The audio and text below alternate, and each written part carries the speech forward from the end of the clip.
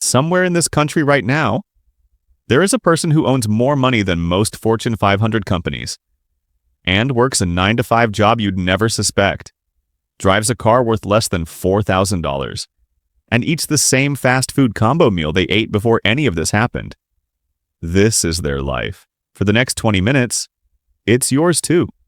You're about to live through what it actually feels like to win $600 million and decide in a single heartbeat that not one person on earth will ever know. Not your parents, not the person you're about to fall in love with. Nobody. Stick around until the end.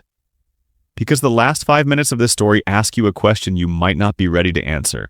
You're 31 years old sitting in the break room of a warehouse at 6:40 in the morning, drinking coffee out of a paper cup so thin it burns your fingers. Your shift starts in 20 minutes. You bought the ticket 4 days ago at a gas pump.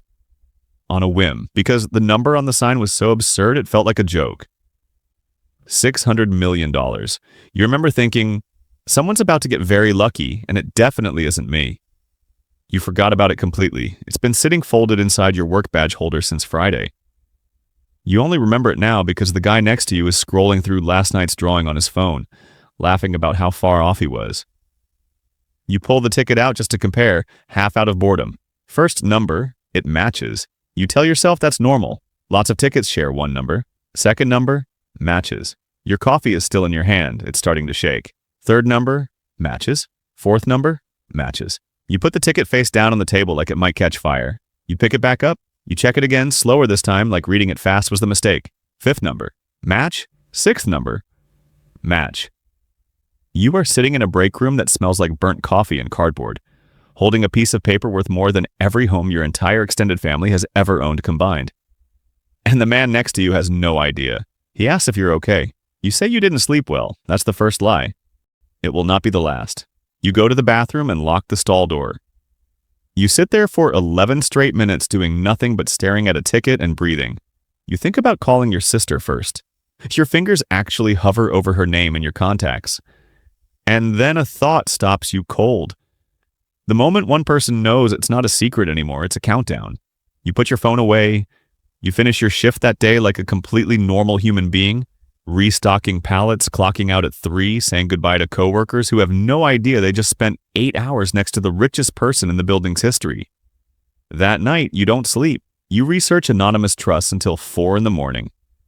You learn your state requires your name to be public record if you claim directly. So you find an attorney 2 states over who specializes in exactly this. People who need to disappear before the money appears. You drive 6 hours the following weekend. You form something called Brightwater Family Holdings, a name so plain it forgets itself the moment you hear it. You are not listed anywhere on the claim. You are the quiet hand behind a name that means nothing to anyone. The clerk who processes your win barely glances up from her screen. She stamps a form, hands you a folder, and says, "Congratulations," the exact same way she'd say it about a returned lost and found item.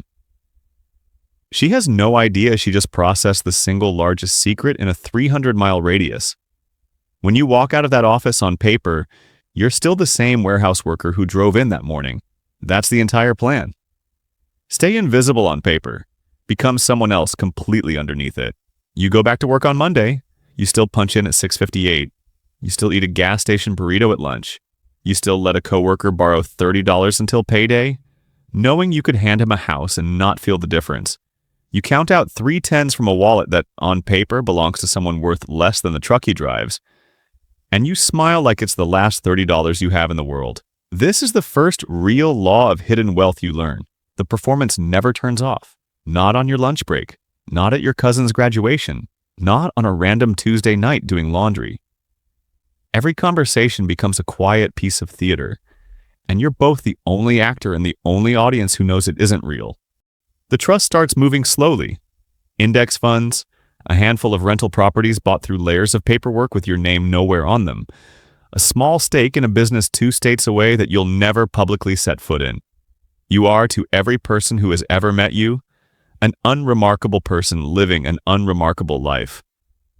Underneath that life sits a machine generating more in a single day than your old yearly salary, and you still buy the store brand peanut butter because the store brand peanut butter draws exactly 0 attention. You think about your father constantly. He's been putting off a knee surgery for 2 years because of the deductible. You've heard him say the number out loud more times than you can count. You could fix it with one signature. Instead, your attorney quietly arranges for a Regional Veterans Medical Assistance Fund, something that exists only on the paperwork he files, to cover it completely. Your father gets a letter. He calls you, his voice cracking in a way you've never heard before. You act surprised. You ask him what the letter even means. You are, for the first time in your life, genuinely convincing at lying to someone you love, and you hate exactly how good you've gotten at it. This is the real cost of the money. Not taxes, not paperwork. The distance. You watch your best friend since childhood scrape together rent 2 months in a row, and you have the power to end it with a single transfer, and you don't. Because the second you do, the truth stops being yours to control. 6 months in, you make your first real slip. You're at a barbecue with people from your new apartment complex, people who've known you for exactly 5 weeks. Someone brings up a jackpot from the news that week, smaller than yours, nothing close. Everyone jokes about what they'd buy first. You've had 1 beer too many. You've been carrying this completely alone for half a year, and something in you loosens just slightly. You say, quieter than you meant to. Honestly, I don't think I'd tell a single living person. A guy named Marcus, who's said almost nothing all evening, looks at you a second too long. That's a weirdly specific way to put it, he says. You laugh, wave it off, ask who wants another drink. But you drive home gripping the wheel, replaying that sentence over and over, wondering if you just handed a near stranger a thread he could pull for the rest of your life. This is the night you understand something you didn't understand back in that bathroom stall 6 months earlier. Secrecy isn't a single decision you make once. It's a discipline you repeat every single day, forever. Because one loose sentence, one careless comment, one moment of wanting to be known for what you actually have, can undo everything you built to protect. A year passes. Your father's surgery is done and paid for. Your niece has a college fund attached to her name that won't unlock until she's 18, structured so nothing traces back to you for over a decade. You've quietly taken a new job. Inventory coordinator, unremarkable title, unremarkable paycheck. Because an unemployed 31-year-old with no visible income raises far more questions than an employed one. You've built a life that looks from every angle like someone who's doing okay. Not rich, just okay. Inside, you carry the full weight of knowing you could change a dozen lives tomorrow with one signature. And you don't, because the exact discipline protecting the fortune is the same discipline keeping you from ever being fully known by anyone again. You start to understand for the first time why people who actually carry this kind of money disappear into ordinary lives the way you have.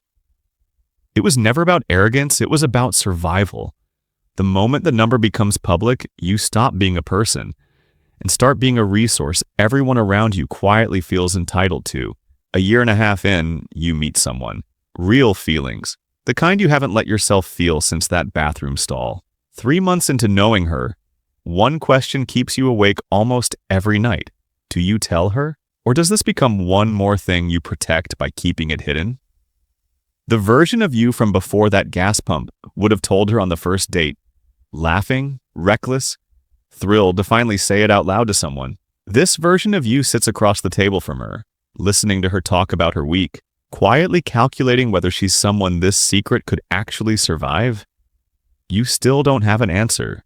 You run the math, the risk, the loneliness against the fear, every single night before you fall asleep, and there isn't a clean one. It's the same question from that bathroom stall, except now it has a face, a voice, something that might actually be love. Here's what this story was really about.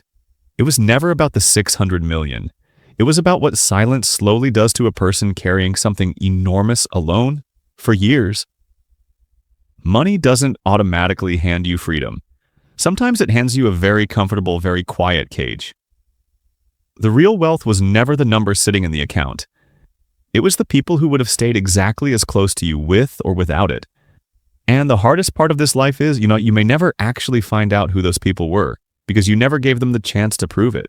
So here's the question worth sitting with tonight. If the people around you never knew what you were carrying, would they still be standing there? And if you're being honest with yourself right now, do you already know the answer?